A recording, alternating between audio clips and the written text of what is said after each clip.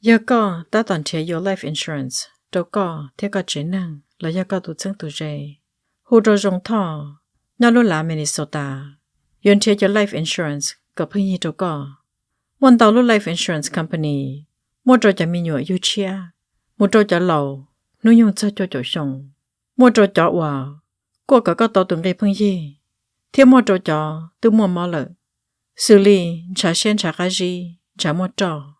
xử lý lỡ mua tấm mặn lắp lỡ chờ liền trả lòng trầu more stroke more cancer lúc chỉ rong more tệ tơ bự thêm món đồ giả more giờ thì có yếu chỉ tao khó tư lấy giờ lúc company tôi chỉ chạy có lợ lỡ rong thọ chẳng món tao lúc company ôi giờ chạy có lấy giờ có tụi nành món tao họ plan xử lý term universal index whole life mua ba lấy giờ cash value có sát thòng một xí lấy giờ tàu thế giờ hai tia doctor tôi cho lùi là hai tia có tụi nâng nhớ chỉ thâu có luôn lì có một chạy thọ bao nhiêu cái ta hậu cho là một xí ổn tệ nếu giờ bác có lý chân tông tờ thọ biết cho thọ sầu xử lý long bay beneficiary John bay Tom bay lấy giờ hai tia long owner thế long thân nạc hàn thọ nhia chỉ ta lên tờ thọ có tụi nâng tao ta xí nâng lợ nếu giờ bác lý chân tông tờ có tao có bao nhiêu giờ thọ có tao có bao nhiêu lợ có giờ muốn cho nó ba lọ tàu họ có xã cỏ lô ly thể có lọ tàu nếu muốn license nhớ tròn tàu lúc sẵn nhớ tròn tới chợ mì cả nọ sau xe đây hù trò rong thọ nếu chỉ nhớ biến tàu cha có con cá xia rong thọ tụ sở tông giờ trầu chi y ó xa gì xuân ó xa plau mua lùn hô đá chi hù trò nữ nếu ba có tàu có ô chào chào tan thấy trồng phong dư bên mồm nó ra đá nâng nọ ok của Sydney của trong YouTube nó Hua Mika True Crime and Mystery Stories trong channel nó của thả cho nên Mika và chủ sĩ một tranh khi cho các báo tiền cho nên nó mua sĩ tổ mua đá thì tới giả sĩ xia do có nhiễm luôn cho nên rồi nó chờ có lọ bếm nó kể nhớ rằng cho tan cho phong dư cho sang cho rể cho trối trống lòng giờ đã nên nó thả xây lú chế nhớ chỉ do chờ thì lấy mua cái blog cái tua chỉ chỉ trâu ít sẽ cho bây giờ blog nhớ cho lú tế chờ sủa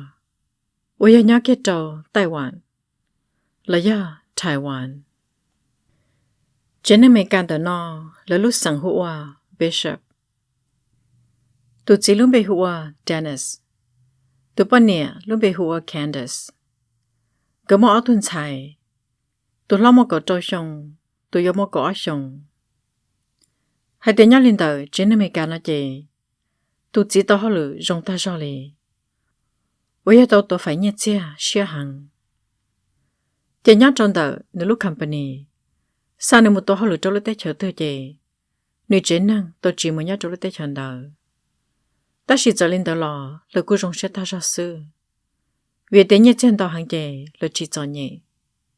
thêm một nhát trâu đón tàu lúc tới chờ chè cho kể là dễ xong bỏ sư nhát trâu tàu lúc xong tàu là tức xa nữ chế năng là giờ thì chế năng bế xếp nào mua hao lúc trâu lúc tới chờ Nhật Bản và là tức một nhát kết trâu hồ Tokyo chè cho là một trăm đô trâu ít sẽ cho bây giờ bao thằng nào nếu lúc company thì là hai trâu nữa hai tia lấy sao cả một tổ cho họ lựa nhớ trâu số tê lấy nhớ trâu Taiwan bên mong hùa Taiwan giờ thằng nào thì đi cho kia nửa bên này mình nhỏ lấy thì đi chín đầu lúc tết chờ Nhật Bản muốn nhớ trâu Taiwan hai đứa thằng muốn cho Taiwan chè nếu lúc company đó lấy những ổn cho chuyện ăn tàu thia lấy thì là hai trâu nửa hai tia mỗi lúc chế lo thay cho lì nhớ trâu phụ sổ trông rong có chắp lờ lì thia nhớ trâu sổ lúc trông sổ chè có sai mà nổi ra thay cho lì hốt cho mà dễ dễ sư nếu có mỏ thêm nhỏ thia sẽ là bộ mà sai lúc chế sổ giờ để lấy nhẹ nó chè có là một nhau lúc chế đỡ giờ để tôi nào họ lử thì lý cho là một sai lúc chế đỡ hai để lúc tết chờ Taiwan là hai lúc tết chờ số nó mà to trong họ bể rong có thể tiêu lệ nếu mua cho bao giờ bao chùa tôi chỉ dễ sư thọ là một cho sầu lúc chế sầu mà lo thế tiêu nếu giờ kỹ lúc mansion thọ là một bỏ trắng xí chế lúc mà nhẹ thế tiêu là tiêu gõ thầm nhận chạy thì lý thiên muốn chỉ than thọ lúc trên đó hai trong cái những cái gì hai tiêu rong có chấp lời là người sáng nhau lúc trên đó nó nhất trận đã cá chỉ tao lò mới lúc bà đây đã đi thia lời cho nên chỉ tu thì là muốn chỉ than thọ tu chỉ thì là hai trâu nửa tu bao nhiêu hai tia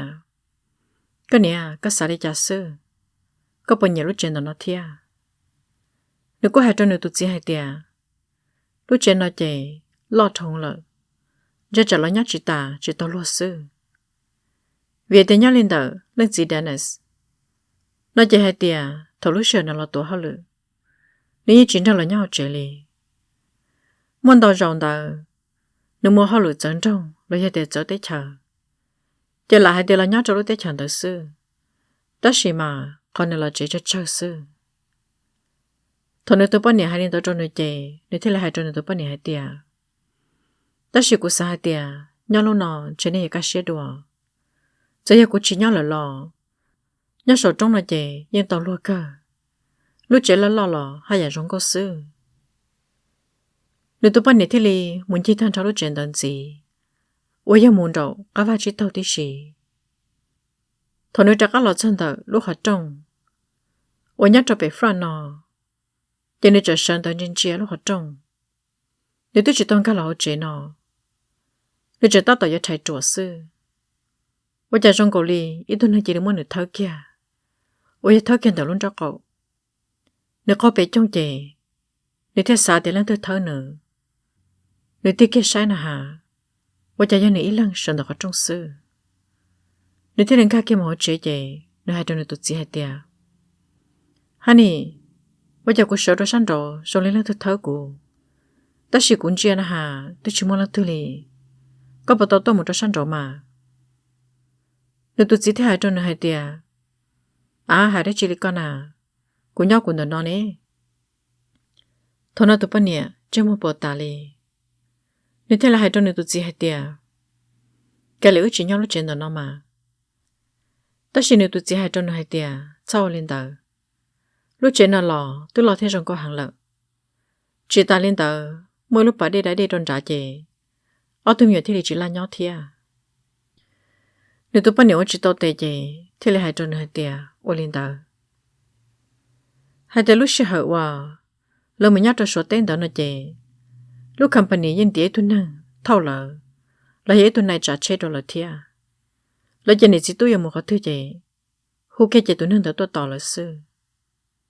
tôi nâng đó là nếu có giờ là hay nâng sửa thia, nhớ liền đó lưng chỉ thia, ở tâm nhận chạy đó chị, lời mà nhẹ thắt chân nó ta cho lì, lời hay tiền nhẹ lúc chuyện nó hằng, hai tiền thầu lời nhớ trâu lúc tới chơi Nhật Bản, chỉ lời nhớ cái trâu lúc rò thầu kiểu, mà tí ta cho lì, lời nhớ lúc apartment mê sư. Lần là một trò tay quả nào, chỉ trở nhớ trong sổ trong chỗ tuần xe. Họ lúc chế mà lo ta rõ, dây lúc mẹn sần sư. Cháu tuần chạy theo lăng gì rồi rong xe. Chỉ ta lên đó lò, thầu lúc sợ lấy cha chê một trò sổ trong. Chỉ nhớ trò ở xa kiện đờ. Hai tiền là ổn blê, là hai tiền là ổn lia. Mà chả lia ít thằng, rong có thể tiêu lì. Chỗ tuần xe gì, chấm lên nó lại chia sư. Lần chỉ theo tôi nhận chạy thế là hai trâu, lời nịa hai tìa. Bên nhà khó chân nó hàng lợ. Hỗ cho mà rong thế tìa lì. Chê chấm lên đó nó sẽ lò, dê rong xe lì lợ. Hai tìa nhát cho sổ lút trong sổ chê. Và chả này chỉ đến mua ý cho, ra nhát cho sổ thịa. Lời thế lì nông, chả nông hóa lửa đờ. Chê chả nông hóa lửa, thế là khai đồ là hai tìa. Chẳng ra nhát trong đó lúc trong đó chê. Như bộ tiệt là lời sư. Nhớ cho nhẹ gì tôi giải trong đó. Chê cho toàn giàn đó, lấy hai tiệt chọn giàn đó. Nếu như ít sự nhát trong đó, toàn tàu lúc xong lợ. Nhớ lời hai năm mày cả là chê, lấy hai chín chạy đa. Lấy hai lời chín chạy thì mua đá chê. Hai cho tên giàn đó sư là cô chính chạy, là cho lãn hồng sư. Nhớ cái trò bên nó tỏ ca, là cho nên thế lên chạy khổng là mà nhớ trò lúc trên đó. Hai tên là tuần nên trả chê, ở đây tụi chỉ nên xuống đó. Nó chỉ nếu lúc bị hụa ở trong. Thằng đó ở trong thế lên ba lời số là cho khổng, chắc là một trò lúc trên đó. Nhớ lên đó lần gì, Dennis Gay. Nếu chú họ lựa nhớ cho tòa office, cho nên giống một sai này tên đón tờ lợi. Chỉ ở trong thế này ba lời cho nên tu sổ khổng, lợi hệ tiền tăng khổng. Và chẳng có anh này tu giờ mù thô cho tay đìa. Một tăng rồi tòa kitchen. Gần hai lúc số đã chỉ nên trò. Nên trò đi thầu, ít tu ná xí. Chẳng có thế này hai tìa đã chỉ trò lên tờ. Tuần sai giờ hai trò lăng này hai tìa. Rồi lên trò số lúc dân số tua. Lên này thêm một sai. Bởi tôi báo cáo lúc xa mà lo thiệt tìa. Tôi yếu lô lô lì tụ bùa. Thiên nữ mà thiệt chẳng chấp lời lì. Thôi lăng này bỏ kia sư chê. Tôi báo cáo lúc xa đỡ kia chẳng cho tôi nà. Chỉ lý gia plọ chê kia kia một số lời. Lấy tiền ca cho chua một số số lời. Thôi nói này tôi chê quên đó chấp lời lì. Ở trong nói chê. Ở trong thế lên cầu lại đắt lâu. Gọi này tôi có tôi sẽ hai tìa. Tôi bắt lo xa lo kia một số lợi. Là hai năng mấy cả nó mà. Hai cho bắt lo xa lo đó. Mà lo chân chạy hàng lì. Giờ trong thế năng cái đắt lâu. Là đắt sầu bọn đó. Muốn chơi tôi bắt lo xa đó cho sát sầu. Vì nếu xa hai tìa. Giờ tôi bắt lo xa đó. Giờ bắt lo xa hòa. Tỏ năng tua. Giờ nếu thế là muốn trên tàu cả tua. Giờ nếu thế là mà nhà một cho sát sầu. Và chẳng nếu cũng nói lúc xua. Xí lý nát xí thịa. Nếu mà sâu chê. Nếu thì bỏ nhớ kia tròn đợi sắp hành trả. Nếu mà đã lâu bố kia. Tôi bắt cáo xa thế tôi kia lỡ. Nếu thì là hai trò là chẳng nếu tôi hai tìa. Cỡ chỉ sẵn chạy. Là hai trò hai tìa. Ấy nhát tài quả nọ. Nhưng mà chẳng bắt cáo sẵn đỡ lọ. Yêu lý trả. Ở trong có hai trò là hai tìa. Nếu cũng chỉ tỏ bỏ đô thịa. Bỏ cho mê mà cũng bỏ lỡ. Tất nhiên thì tôi lo lên nó chê. Nó sẽ bỏ thịa. Tất nhiên giờ lấy trả lọ. Nó nhớ bỏ sổ trong chê. Tôi rồi nhưng mà cho lo đỡ. Có lấy chỉ sẵn chạy. Nhắc lên đỡ. Lên nè Candice nó chê. Nếu cho nhau chê. Với tôi nè chê sư. Nếu tôi chỉ khứ sư. Cho nó là họ lỡ. Giờ nếu chú hiểu sai nữa tôi mình nhỏ một gần đau lô. Thế cậu không vợ. Ôn nên chỉ chia sư. Lời gia tìa, tôi bắt tôi chê, ở rõ một tên đặc sư. Nhớ cho bên hông tỏ ca. Tôi chỉ một cái đế, một hậu lửa lợ. Họ tuần chạy lò. Ở trong mắt sao một cần đó là thịa. Chê nên nhớ cho chê. Nếu giờ biết một là cho thần đó thầu. Trong mắt tên khổng cho là một tăng chìa. Ý nô, cho thầu đó biết thở sư.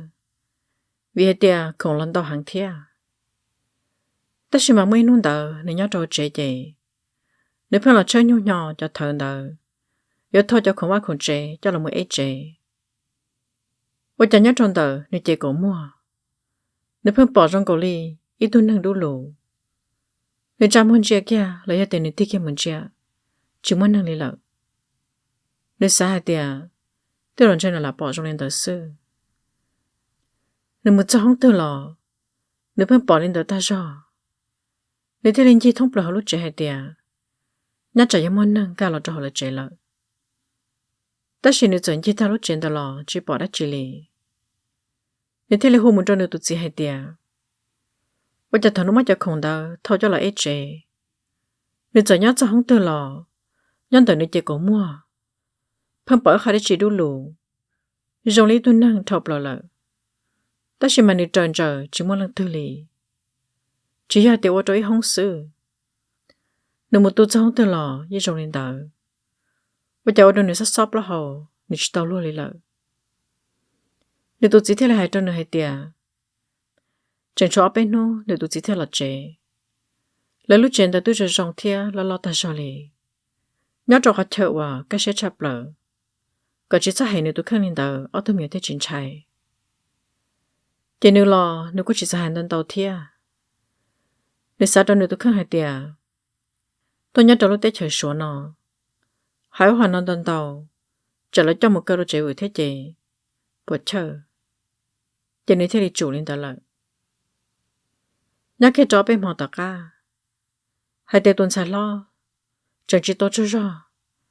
tất nhiên mà tôi nhớ cho số cha những ít phong tờ tôi chẳng được trở nó rong lý tôi nâng ca kia là trong nửa hông một cái đơn trò lý thấu có tao kể trò hồi cho floor nếu tôi trên trong chỉ muốn tôi nhớ nửa hông lì tất nhiên mà rong cổ lì tao kể một là lò nhớ tròn đàn được có tờ cha nếu mà chỉ tao luôn lì bông plita nếu mà chạy tiệt tiệt bác cả cờ sợ thôi chè nên chạy đông lời chè chỉ bác cao lì chả nếu theo muốn được phân tờ bỏ trường đơn tờ chè mỗi bác có cái tao lợi là hai năm Mỹ nói chè chỉ hai tuần lâu tụm nhà giàu lấy chiến tranh tiếng mua đa thế là xã hai tiệt biết tên nó tờ chè nhất là nước xã thì dù bỏ lư lấy dù vừa lợi chè chỉ tên mình nhỏ bỏ lên tờ lò lời của trực hệ lời này là chỉ lý thia nhất trong hoàn tờ chè nên chạy chấp lời đi như cho chỉ tỏ ra lại lợiแต่ฉันในสาเหตุnhất là hệ nữa tôi khen nó sư yêu chủ chúng muốn tay để chỉ trong lên tờ cho nên thế chỉ bảo các một khen này thia thế này chỉ bảo hệ tiền cho cho một khen để trả vì lỡ tôi chính trang hệ tiền mua đa giờ thôi kia là một tỏ bé lúc lì tờ cá gì trong đó đâu lúc chạy spring lại lúc lót liền tôn tờ hai tay nhát trâu lúc tết chạy Taiwan chạy lúc lót liền tôn tờ giờ lúc chạy tôn na mà lo na lo hàng lì lo bên hoa bên mỏ như chỉ chủ lì chạy là lúc chạy tờ tôi nhát xe ta ra cho sọt trong lo hai tay cho na nọ lo trong lời chạy chỉ li chẳng khen tờ lấy tết pan trà lò mằng mía cho tết pan trà xì lờ sư thôi nó lo tàu ở bên hoa bên mỏ lợ chạy là lúc chạy tờ chỉ li bị chữ bự chữ phải chắp lờ lì trong lịch chữ lươn xe sư chỉ bảo cá nhỏ lì lợ họ hay tự lấy cho phải phán tờ gì giờ có tờ lợ có những tổ chỉ tàu giờ có tổ lợ có tờ chỉ tàu về tiền cho đến tờ là một nhát cho phải phát tờ lợ thia chỉ thầu lấy giờ tổ lấy sĩ trả bà một tổ sư giờ tiền sĩ tệ gì cho phải phát chọcอยู่thia là chân này tôi mà nhátใจเย็นจัว我这都把你看的是那么有些大上嘞，还得录真的呢，到这么了都鸟了，这赔不了那吧？我在中国里赔没收天，老那了，伢只大的呢，你这来听我做的那 company 的，哎了天里接着没干到了鸟事，但是嘛我来看到你都自己鸟了的，你去把搞的家里。ở bên nút tạc chế nếu tụi chỉ thêm mà là chế là chắc chế là lúc chế mà chưa phải tiết tiệt lì, tôi cho lấy chính cả xe hai tiệt, lúc chế nó lo theo trong con bò lì nọ, tôi trả là chưa phải tham bò lì nọ, thế đây họ chẳng tao rồi cho pan tràn đó, ở bên nút khen đó sư để cái phát tiết tua, cho cái ít phá đó là, nếu tụi chỉ thêm là chế là cho nên tôi hai tiệt, tôi trả lời nhau lấy sự phát lâu luôn lì. Đừng nghe nó cả tôi ya ít phá địa, vô trả thể tàu. Cho nên tôi thấy hai tròn hai tia, bé tôi hai chỗ con là nè, hai tia cho tăng nó chè, thầu mất tờ là yên tôi chỉ tàu. Giờ có bé tôi chè, phải phát cũng chọc bé tôi sư, thầu bé tờ là bé thế tôi chỉ tàu, chè phải phát thế tôi kỳ. Thầu nó ní thế là hú kia, ít tôi năng hòa, không phải phát tôi mới sai. Tôi xuống tờ giờ tôi mình chỉ than trò thế là hai tròn nữa hai tia lúc trên đó nó thở là ô lúc trên nó lấy chỉ trả lúc trên nó cho phải phát nó chè là chỉ căng là tôi muaอยู่กี่ta là giờ thì có kho có tao chè cái giờ tôi mới cho pha nhớ trâu à khơi có than trò cho các chỗ đó chia mà thiết tàu sư thằng nó chè nếu tôi chỉ hai tia tôi chỉ trên đó nó là lấy số sư lấy những chỉ bao lù lý thế chè hai lù mà nhau ta rõ lì Chỉ mà lên cho tụi chị chơi thả xe là hai lý trả. Hai đứa tuần sai lắm một cần tới chị, để cho muốn chỉ tụi nhiều lòng trâu. Chị nhớ cho ít mòn tờ, để tụi lòng trâu theo tôi tỏ nữa mua xì lợ. Họ nữ nhẹ lò, ở trong một thùng ta là lợ thia. Tuần sai yêu tụi một có xong là chị. Thế hai cho tuần sai yêu tiền còn nếu nhớ tôi dự. Lên niệm mũi plei sư chị, lên niệm lò lợ. Và chị nhớ trong hòn tờ chị, đừng cho nhớ tờ không nhớ sai TV. Vì tiếng nhớ trong tờ tuần sai yêu chị, nó chỉ tôi nói đã chị theo, chỉ tôi bỏ đã chị. Chị này thì chỉ nhắc ăn chạy. Ý mi chỉnh đây lông chị, nếu thì nói cái lúc ở trong, khi plọ. Ôi chả lăng thức cho hút kia nữa lông bề. Nếu thì sợ trong hai tia, cô nia có tức lò là ló. Ôi chả sản nhiên lằng chỉ bỏ lăng tư lì.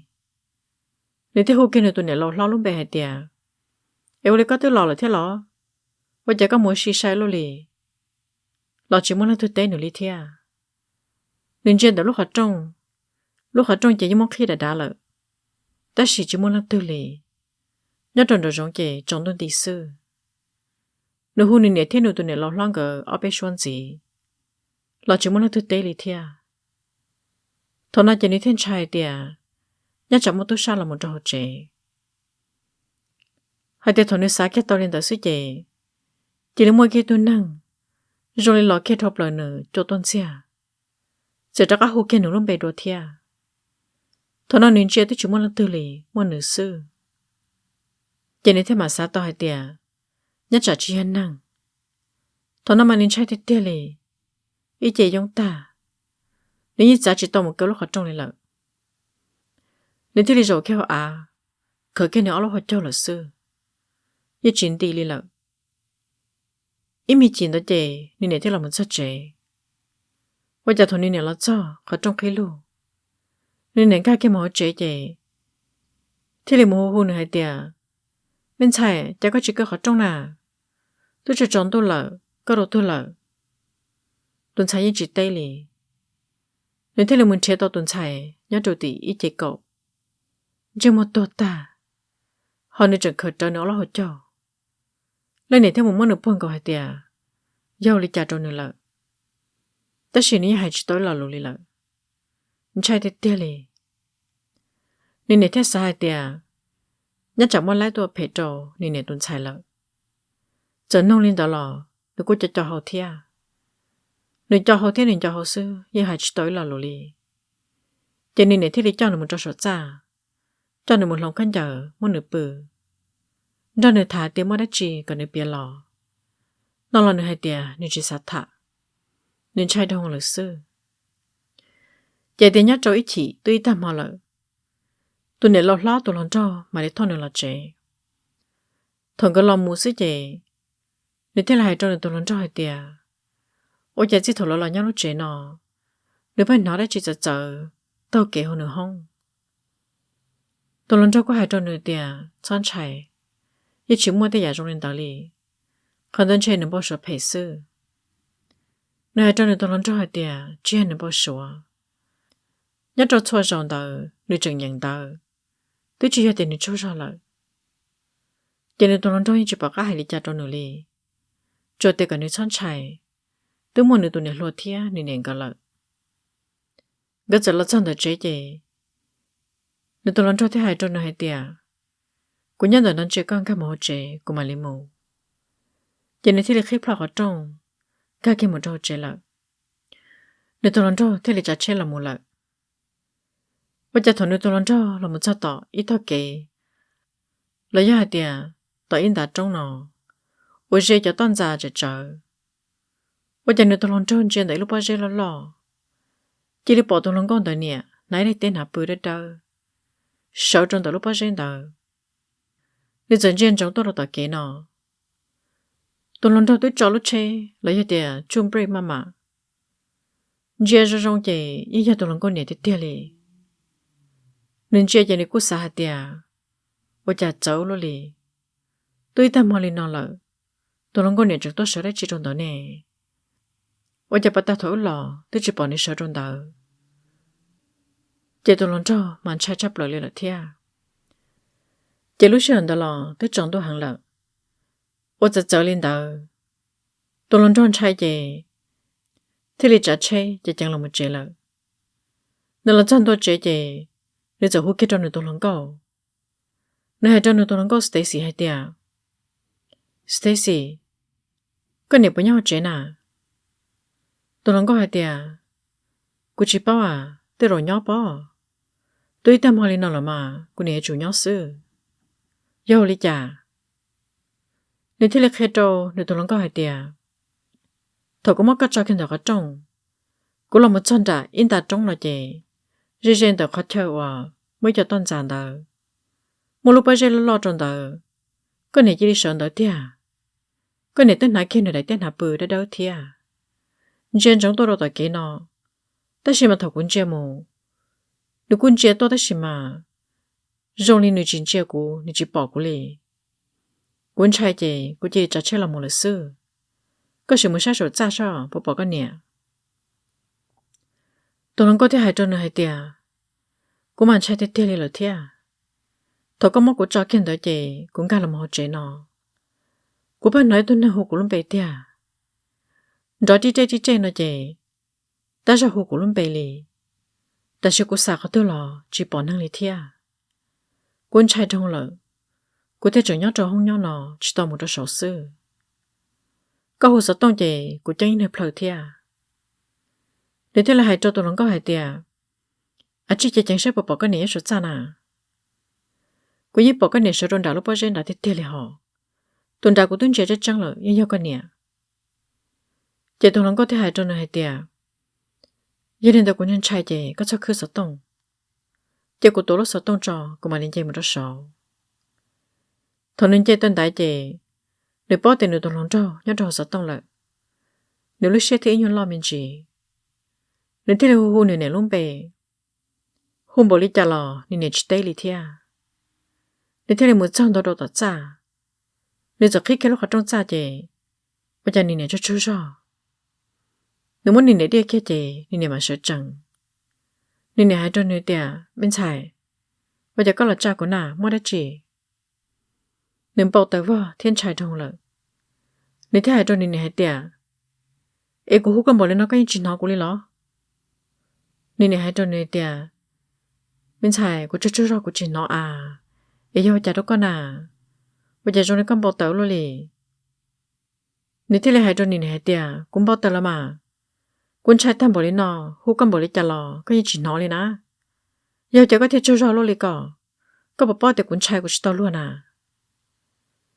nếu thế là khi đó nên hai tiệt nếu tôi nói cho nhớ cho họ sợ tông tôi nói cho họ có một chọn tới chị để làm một trò chế nó là tiếp theo hôn được luôn bề nên trai trong lờ nếu tôi trả ta hồ đi lờ nếu thế chỉ toàn chơi là cho số nó nếu tôi nói cho thêm một chọn trả đã trống ở bên lúc toàn giả nhá tròn trả hai tiếng mỗi lúc bao giờ trả nên nè tôi một sợ tròn trả còn là sai sai nên nè bữa bữa số nó cho nên chỉ tao luôn đi lờ nên nè thế hai tròn hai tia có chọn trai nên nè tôi chỉ tao một tròn trả lúc bao giờ trả ít tầm mòn này dù mỗi đã chỉ tròn trả thằng nó tôi nói cho nó lên tới chị tôi nói cho mà như chỉ bảo cá xả lên là thiệt thế là hai cho tôi nói có hai tia ô lên tới chủ yếu thì cái này nhau chơi là chị cũng khứ lợ là chị này tôi mà chỉ tao luôn đi nhắc cái trò bên mòn tới chị vì đây là chỉ muốn họ được cái đấy là thiệt là chị này tôi chỉ tao luôn đi là chị lấy là bữa cái trò là nhà không là sư thọ thân sản đã một cần đau là lo lần này chỉ tao luôn đi là thiệt nhau chị rồi bỏ tỏ thân sản là chị sư Dennis thấy là một số chị thọ nó là bên này tôi sẽ khai ta là hai tia có bỏ ra chị của nó ra chị lấy bỏ hai tia chỉ là xỉa lư là vừa là bên này tôi bỏ giả là nói giả chị有chủ lúc chị nó mua ra chị là thế là một hai trâu lấy gì Dennis hai tia là chị sáng nhau lúc chị đó là chị sáng nhau trâu Taiwan là thọ còn là chắc là một trâu tới chị mới cả nó là bên này tôi chạy trong chỉ tao luôn là ta chỉ mà là hai linh tao lò Dennis xin chính trang là Này cho là hai tia nên sao có bông của cháu lừa lo giờ của bông của cháu lừa lờ bây giờ nó đã chỉ nên bà bỏ hai tia nên tao nhau luôn năng cả xe thế rong bỏ lên nó vì giờ của cháu lừa xí nà nên giờ ôm bỏ lên nó chè của giờ bông lừa xứ nên có cô đi chả có cô mà hai chỗ của tôi na hai tia của trên hơi bỏ đá nó lo ôm lên nó chè chỉ của giờ bông của cháu lừa thế à thằng nó chỉ bây giờ cho nhẹ suốt tia lời chân này chỉ tôi chè sĩ chế tỏ bé bản thiên đó việc đó là hai bộ lý trả lò ra này xin chính trang lại đi giờ là một trăm tổ trâu lúc trâu lên đồ tao nói tôi nhận thành đó phản đó là chỉ Candace thế là hai trâu nếu tôi chỉ hai tia vì hai tia nếu muốn họ lựa ta lý sư lời chân này tôi nhau trẻ trẻ như chỉ tao luôn đi ở tôi nhận tôi phản đó là thế gì lời là muốn gì lời là muốn sai thì xứng thế gì cho tới chừng mình cả nó chỉ nên thế cho cái nó tuần chạy lời gia đặt các lòng một trâu tới chừng mình cả nó hai tay lấy mấy lúc trẻ nhất trong California thia chỉ là cho lòng một nhát trâu lúc trẻ đó lòng một nhát xe là bộ cá xe mình gì thật ra các lòng cho tới chừng mình cả nó là chỉ là thế là tàu lúa chỉ thằng nó Candace thế là một chớp phở hai tia giờ thầu yếu lúc trẻ một tay giả chỉ xe lên đó yếu hay yếu oli trà thằng nên muốn nhận là gia tia chớp phở trẻ là thế là khen nhất trong hội dân tàu hai tia nhớ lý tê đã tê xưa nó trẻ họ lấy mua cho chỉ họ ở lỗ ô tô tí nâng chạy thầu con chạy là trẻ là hai nhà mua cho là giờ hai tia là cho xe thế lý lo họ giờ thì có chín trái nó trẻ là cho xe thế lý dầu lấy thế lý kia muốn được co chỉ tha con gì lợ thằng nó chỉ đi theo xe tập khởi hai tia vì nếu tôi chỉ cho họ lử lo hàng lấy thế lý chỉ cho nhảy thia chỉ cho nó nửa mua cho nửa mà lúc xe tập khởi mà đi chín trái lợ lấy thế lý tàu su tàu tên nhà đá nó còn nếu thuần chạy thế lý nó cá nhau rồng lấy hết tiền còn lại cho nên tu thế lý chỉ chín trái lợ nếu thế lý ô cả cho nên đan đỡ chỉ mua cho nhất trả nếu thế nữa thuần chạy mua mó thia thằng nếu bao lên tờ là chè là nhắc cái tuổi lúc lì là thế lý già đặt cả một trâu Taiwan Hoàn nếu giờ muốn nhắc cái tao bên nuôi chè rau giả li nuôi sẽ tờ khờ chỉ có chỉ mua đã chỉ là thia nhớ đồ sát trong sân rồi chè mới gì mi cả thia lâu muốn nhớ chè là thế lý muốn tao phong dơ mong tao chè cái thứ hai cho tuần sai cho hai tia tuần sai lo lò cho tuần lòng trong mỗi sự là thia người dân muốn cho anh gì săn trầu lấy để sát trong săn trầu lấy bờ mò cái tụi mình sai用的nhớ trò chọn trái chỉ nếu có hai tia chúng mới đã chỉ thia nếu mà nhớ lần tàu là sẽ lọt tàu cho nên để thế này gì thì là một trò tàu ở tập bao nhiêu lúc trẻ là hai tia nhớ trong hoàn tàu chè thầu trong tôi cho hoàn tàu cũng chúng mới đã chỉ ta chỉ nhớ cho thầu lúc sợ trong tôi kia là bây giờ tuần sai tàu giờ chỉ đi bỏ cho bác họ trông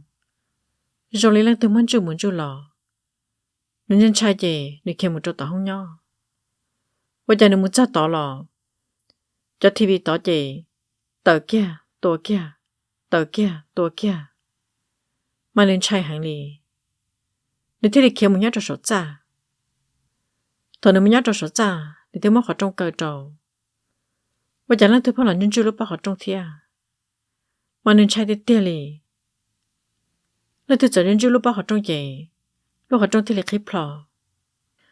thầu lúc họ trong khí plò là gì nếu thì bỏ kia tôi đủ nhỏ giờ kia là một trong kia nữa lấy ra tiền cả kia nữa là thầu ok lên tàu gì nếu ok chỉ tàu ba nếu vào lọt tàu à nên trai để tia lì để trả chỉ tàu lì là ý mình chỉ nên để thế này chính là rất dễ nên để theo hôn hai tia nếu đó tôi là nên để mà lên muốn chơi to nữa nhớ trộn tỏ trả nếu có qua họ mua lép lông nên để nó tia ô đi trả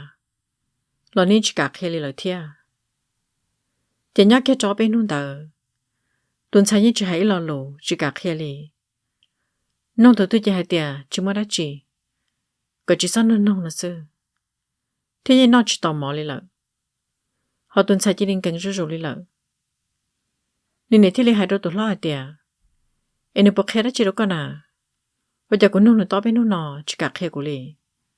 tất nhiên mà đừng cần thia nó chỉ tò mò đi lợ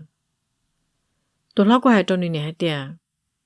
của tôi nông nữa cơ lợ để tiền này chỉ sát thả nó sư chỉ cũng chỉ bỏ ba này đi lợ thia nên này cũng nhung nhung xia vì tụi mình nó chỉ tò mò lợ chỉ nếu mấy tôi bao nhiêu ủa ya mấy cả nhớ cho Taiwan hoàn thia nhớ cho lúc tết chơi xuân đó mà lo hai nơi mấy cả nó mua họ lựa cho tí trong cơn gạo thia nếu thế là hỗ trợ tụi bao nhiêu tới chế nếu thế là hai tia vì tụi bao nhiêu tới tôi muốn nhớ số tết tàu lúc xong lợ ủa chả nếu thế nó tuần chạy phương bỏ nó lên tàu chỉ để thầu lo nhớ lúc chế nó lợ hai cho tụi chỉ chính trang này thia chỉ nếu nhung nhung xia ủa cháu bên họ ta lo chế họ tâm mình đã chỉ trong nửa tuần chạy chỉ định cần nó chỉ tò mò đi lợ ủa đi tụi bao nhiêu tới bỏ hai tia giờ ba tuần nữa đi trả thia tụi bao nhiêu tới thế hai tuần nữa hai tia nếu nhớ số tết chế nên tụi bao nhiêu trâu ít cho hậu xả lấy cho hai tia ít cho sống tới giờ tiền được chỉ xả đi trả thế được cả là chế nên mà lấy hút cho lợi xe là bỏ cả tôi một xe lúc chế Candice thế là hai trâu tụi bao nhiêu tới hai tia tiền đến cho nên tụi chỉ thả xe đi trả vì tiền được tụi chỉ chính xác cho tới nhà nó chế giờ này chỉ nông được tụi chỉ trả được tụi chỉ hạt chế nữa thia nếu thế lên cho nên tụi chỉ thả chế tụi chỉ thế hai trâu nữa hai tia giờ này chỉ này tu ôm bồ lính nên nó lò cho tôi sáu tôi sai lấy tôi họ sợ tôi lò ôm lên đó lò cho anh ấy cá xe sư chỉ tôi phải dùng đó thế tận kia tàu ít tôi họ sợ sủa thì lịch thâu kia tôi một trăm đó là lúc trên đó thầu tôi họ sợ đó tôi một trăm đó đó sát họ trong là giờ để front door đó sư nơi tập là họ lúc chế lò nơi sản chỉ lằng cho trong cho hàng đó chỉ này thế là hai trâu Candice thia Candice tôi phải dùng đó hai tia nên lúc trên đó nó sẽ tôi nơi chỉ trả lúc trên nó有主机要被还能说呢被还能说嘛要得了只trả lúc trên nó trong đó nó lấy chỉ mất tăng lên nó lấy chỉ mất cho tiền lên nó nè mất cho tiền有给了呢tôi tiền chỉ要chờ了lấy để tăng chỉ要chờ tăng chỉ hậu了chỉ tiền này đã tôi trái tuần khi bữa chờ lăng bữa chờ tụ là mù lò thế lịch thon tới nên cho kế nó chỉ theo là ô tô nên mò mòn căng cái này chỉ tao rong nhau nên chủ bố rau bố mò đồ lớn nó lấy tận tiền lờ mà nên thế lịch tao rong nhau sư thế nên chơi cho trong cho hàng đất ta chơi nó cho là hai tiền lúc trên đó nó chỉ là nên sư giờ giờ để bố chơi lăng là nhau lò giờ để nhau để mua xe mua cái block cái tua lại lúc trên nó bỏ xí cơ nó tôi hỏi sáng đó thế nên nông cái hai tiền anh ấy bỏ bao hai tiền tôi đang chỉ trả lúc trên nó do hai nơi đã chỉ Candice thấy Dennis ngờ có hai trong hai tiền tên tao chạy có những chuyện nông cho lì lúc trên đó nó do lúc company sau là do lúc company ông chạy ngờ là họ lựa cho sát số tê là do Taiwan nó ngờ thế là một nhóm sư chạy tôi hỏi sáng đó cô trả cả hai trong hai tiền chỉ là bây giờ nó số à lấy chỉ là bây giờ nó số chỉ trả lúc trên nó bây giờ nó số giờ chỉ trả lúc trên tư bây giờ sai tê to trong họ bề nó tăng cả họ thì chỉ mong gan bây giờ nó số mà chỉ là tăng lúc trên trong lên nó ít rồi lầu giờ để tăng lúc trên trong lên nó chỉ giờ tăng cho cái block cái tua sư tao lên đó nên thế bỏ nó tham bỏ đi nó đã tôi chat tuần khi chỉ là một thầu trốn ở nó xí này thầu tôi họ xả lên tới trong cái ta mà tôi chỉ thấy lên trang hai tiền xa tiền chơi này cho nhiều tôi là hai sư bây giờ tôi họ xả nó tôi chỉ bảo cho là lúc chơi nó đi nếu tôi bỏ sư giờ mà hành động tham bỏ đi nó thế nếu biết gì thứ kia khó à lời ta nói xua thia ta bỏ nó ta đi chơi này thế lên trang nếu thế là khờ nữa tôi bắt nhẹ chơi hai trong nữa tôi bắt nhẹ tiền thật chỉ ôn này chính trang lời thia ít còn tới chị nửa cứ cơ lì lúc xưa nửa lo nhau chị cho chơi sư chị nửa chỉ bỏ thế nửa chỉ nọ nửa thế chiến tranh thia tôi sống đó thế lên cái kia một chị giờ muốn chỉ lúc chị tan thọ tí gì một trong đã các chị tao thằng nó một trong đã chị nếu chị chẳng nào sư tất cả thằng nó chơi chẳng ta nếu thế là hai trong có nửa gì hay tiệt nhớ trong đời sát trong nào mà chẳng chụp đi tôi chạy tuần kỳ trong ta rồi lì là một thâu thốn nó sẽ chị nên chỉ chờ等点了了也没什么毛着人呢点了theo ở nên mua mắm món gần là mua cái nếp bao ta xí mà nên chỉ bé hai nơi chị nên chỉ bao hai tiền nên tôi等点了了xa rõ xa mà một trò lớn nó thia了theo ở nên chỉ tao rong nhau lì nọ nên chân chia chị nên theo bỏ cái tuần trái dầu thằng nên bỏ tuần trái dầu sẽ chị tôi xong rồi thấy hai đó nên chỉ nó hai tiền ồ nên tụi mình chán đó nọ tôi cho đã là sao nên theo lên nông cái hai tiền bố mất tấm mình chỉ cho nên tuần trái nọ nó chỉ tụi nhẹ thiết bị hai tiền nhớ cho bên mỏ ta lò mỗi khó tấm mình nên chỉ cả khi để hết đã chỉ tôi chỉ lên đó là chị đừng ngần ngần lận tôi sau nó theo lại hai trong cái hai tiền vì nếu tụi mình chán đó nọ tôi cho đã rồi nè quân chuyện này sẽ chị của tôi bỏ ta rồi tôi là ôm một ly trà lò nết chỉ bao lìแล้วที่เรามันก็ตอนนี้ตุนใช่เลยเดี๋ยวเลยที่เรานอนหนึ่งจ้อนหนึ่งชาหรือที่ลิงกังจู่จู่ลินนอนเลยตัวช่วงนั้นหาจงก้อนนี่จีให้เดียเนี่ยจู่มอเช่เนี่ยตุนใช่นอนนะยาเดี๋ยวนี้จีมอเช่คอนเนี่ยตุนใช่นอเดี๋ยวจอนเช่มอเก็บพอชิจอนเนอก้อนนี่จีมาใช่หังตัวช่วงนั้นหาจงก้อนให้เดียกูจะก้ามุดเจเลยกูมูนุปัวmột sản nuôi nhung trò rồi nuôi rồi mò tổ tư nó chạy của hù nè của mày đi trả các tổ pa nè nên tụi mình chán đó nó chỉ trong tròn để kia lên nó thầu tôi sót sai ta lên nó mà gói này chỉ cả xe lì vì cái tuần xài lò gần gần cơ lên là thia để này sẽ tôi đã có một cái đây mua họ lừa đồ là thia cho là bên này tôi nhau là sư chỉ nhớ trong nông tờแล้วตัวนี้จะเช่อช่างที่เลยต้องมุดจ้าตอนนั้นแคนดิสที่เลยนุ่งในเดียอุลีอช่างตัวย้อนเดอรู้จอนอตัวไปเชื่อชงเลยอช่างที่เลยเต้เราในเดียในยี่อยู่ตัวรู้จอนอยี่เราล้อตัวรู้จอนนอแล้วยี่เดนิเจนึงยี่อีจุยย้อนจอนนอเจ้าแคนดิสที่เลยนุ่งในเดียยี่เดนิอีจุยย้อนตัวรู้จอนอเดี๋ยวป้าเดียชาจงเดนอlấy giờ để lúc trong nọ, ôi giờ nhắc cái tròn đợi là lúc chế nọ, bộ sang thấu giờ đã chỉ, ở trong thế bé tròn hay tiệt, bộ sang thấu sát trong đợt nọ, lấy giờ để lúc bắt tròn đợt nọ, mua anh gì, gỡ túi chăm bùa mua, ta xin mấy mò, bây giờ cái lúc chế chỉ đi cũng nhia, chẳng có chỉ đi khét tỏi chỉ tàu, gõ anh gì chỉ đi tôi khét cho lúc chế hậu lợi. Lỡ chỉ muốn cái lúc chị cho lỗ đau khỏa cho khỏi để tôi cũng nhiều lỗ ta lợ cho nên tao xong tỏ cá nọ chỉ bảo hai để lăng tư chỉ đi lòng một lúc trong đó nọ chỉ cho lúc chuyện nó trâu sư lỡ lò lỡ có yên nào họ lử sư lỡ tôi chuyện nằm lỡ nụ chỉ lỡ thế chỉ bảo hai để tôi nằm lỡ nụ tư lòng một lúc bắt trốn đó nọ ô lúc chị trâu thiaแต่ฉันขอหนึ่งเป้าสิเจรู้เจนนอฉันชมมันตื่นย่อจงเลยย้อนเช็ดต่อเกิดตรงตีนนอให้ได้จิกเถาตัวเขาสันตาต้องมาใช้ตาเรียนตัวเจเขาละมุภาวะพัดเจมาจงหังชักเอาตัวละเทียเลยได้ไฟฟ้าได้ทีวีจนทั้งเติมมุเกจอโจขอนจุนจุลุปะขอจง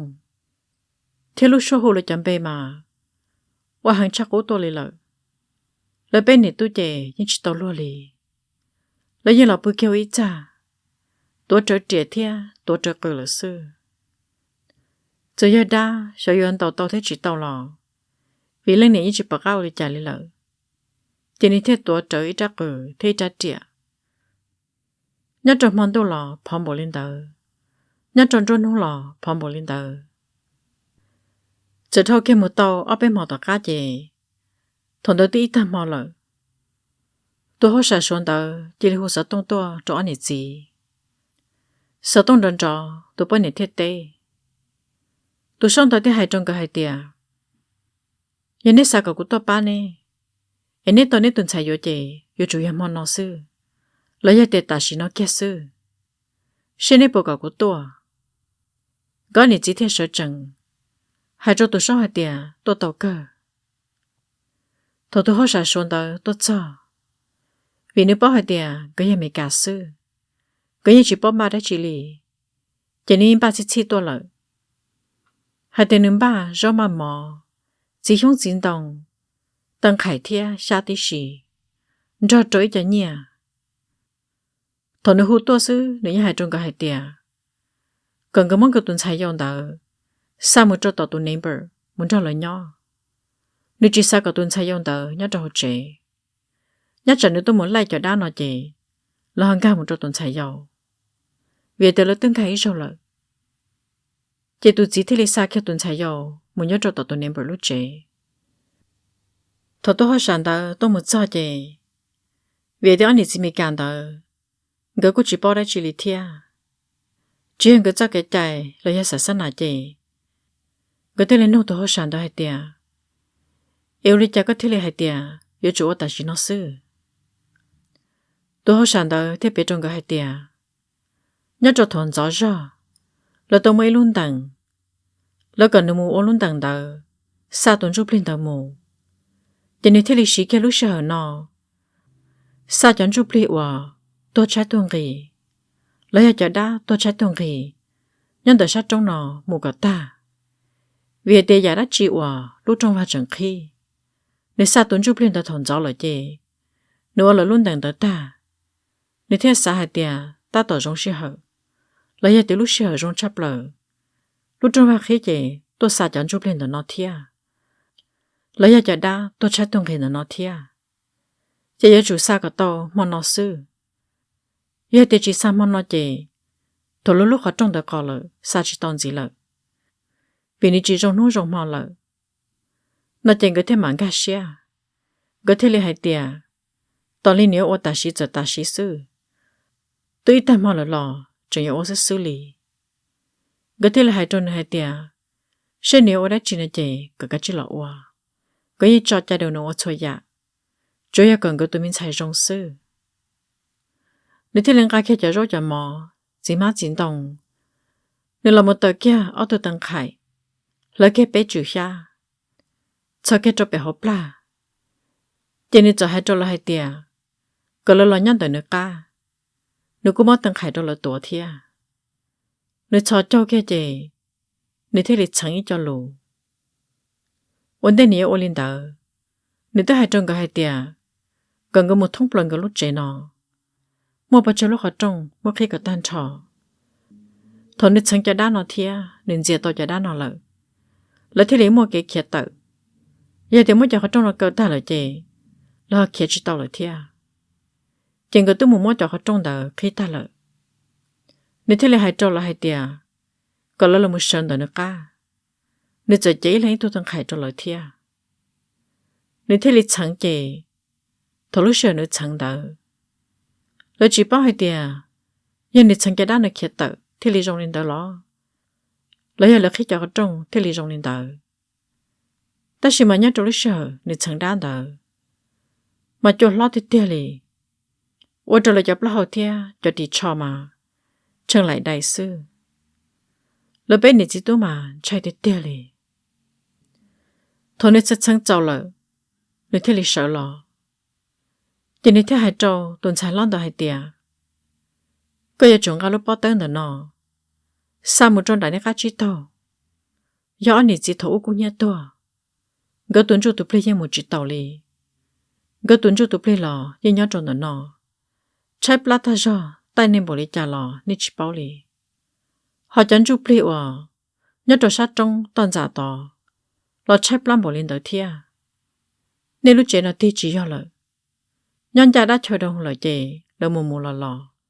nên thì liền mong gần trời nhớ tôi một thia tuần sau lon đầu chạy đi tiêu lì cho hòn đỏ sưแต่是ตัวเขาสั่น到还真还点，明才跟我知道你讲呢，古顿节叫他呢，了都改了，了都还点了嘛找你这，结果天里还找了还点，你买你莫让毛，你才想到莫找了，个有主动要动阿姆斯，为的叫他多吃东西呢，人吃讲菜罗里那事，天里莫让，了天里莫呢，那找人查。có nên cần rủ rủ chè khó chỉ trong sư mà có giờ tụt lùa có giờ chúng ta bắt tới món nào cho một trò chả đan đỡ mà lấy thế giờ trong xia lấy thế giờ cho có thể có tụi nhiều lót chè nên dân chăn bỏ lý cha lò nếu tôi cho họ lần đó chè nếu thế lịch trả lúc bắt tới mỏ tôi sản tới thế lịch hai tiền một tròn đặc khác chỉ thôi chè lấy mình gì một trò sát lon ra gỡ tuần chụp lên nhá tròn ra lỡ chính cho nửa mù lên trên nửa mù sư mà tuần sản đơn chạy chắp lờ lì vì để chỉ hiện cho cái chạy thế chị nếu chỉ bỏ để lỡ đã chỉ lên đầu nếu thế năng cả lúc bỏ tan đầu cái kia một chân đùa cho mà lần từ sư nếu muốn lúc bỏ tan đầu cho kia lần đầu chị nếu thế hay cho là hay tiệt nếu cho lúc bỏ tan đầu cho rõ mỏ thia như sẽ hiện đầu nhất tan đầu lợ còn lỡ mà lấy lòng gà mù chỉ nếu tiêu li lòng khi cho chẳng đã là chế, lời cho nên chỉ tu mà chạy để tiêu li, lời để cho lời em cả lời tiêu chính chẳng lo, nhớ trong lúc sợ trong này nọ, lấy chỉ những sợ bao cả ta li, lời tiêu chỉ tôn chỉ để thì li chính chẳng, thì chỉ bao, để xin nhớ lên tới lời chế nọ bỏ kia lời tiêu linh chẳng, họ lên chẳng tới chỉ lên chẳng hay tiệt, nhưng mà đã tôi chạy tuồng khí tiệt. Vì lợi tôi trâu kia lợi. Tôi sản đó thì đã có một chi thanh trâu lúc trẻ. Nếu tôi trâu, tôi thân khải. Nếu mũi hông thôi hông, một chân khởi công, đĩa cho đã phền được tợ. Tỏ các thôn ô ta lên tới chè, gõ nị chỉ thế li hay tìa. Rông giả li tỏ hóa hòa, chỉ li dầu plò lợi. Ô trong cái lúc xe mà, ca thế tìa li. Lấy ra để là lúc trẻ khó trật trầu. Rồi lấy đã chỉ cho li cả lô lợ. Thổ tôi hót xài một chế, nó hay trong cái hai tìa. Họ cũng bán được nó chế. Cô cho bác tàu, ở bên lúc lì xin nơ. Nên chế nên nhà chủ kia tự, xài lì xài tàu. Giờ đến nên chìm lòng của hải. Nên nhân để cho ở bên lúc lì chế. Tỏ gan được của nhà bác chỉ tàu nên lợ. Lấy nhà của nhà bác chỉ tàu nên tuần xài dùng đó lợ. Thổ nên ngỡ tôi xài hai tìa. Tôi muốn cho đã nó lại tự ta chị, nhanh người cá xe lợ. Ôi cho tôi hót xả chẳng hai trong cái hai tìa. Tê khởi công là do hai tìa. Tê đã nó muốn lại nó. Rồi hai ba tuần gõ bế lúc lì, còn gần chơi tôi chơi chết sư. Giờ tiền cái chuyện nhân gì thế chị? Lời chuyện này chúng mua kịp là kịp thua sư. Nó mà gõ này gì, hai ảnh trai tôi lợ. Gửi thế shit thả kia chị. Gửi thế lì hai tìa, chỉ nhân gì lì lợ. Lúc trên nó nhỏ, chỉ em một cái blog cái tua thia, trên cái chỉ số nhỏ lợ. Lúc tới lấy son ra kia, kia cái một nhỏ lửa lúc rõ lợ. Cô ra đã nên nó nên cho là sau lên nó sư, nên chọn trong hai tia, bếm luôn cái bao, cái cỡ, thế cái là dễ sư, bếm mà xin chi, nhất trong lấy ra.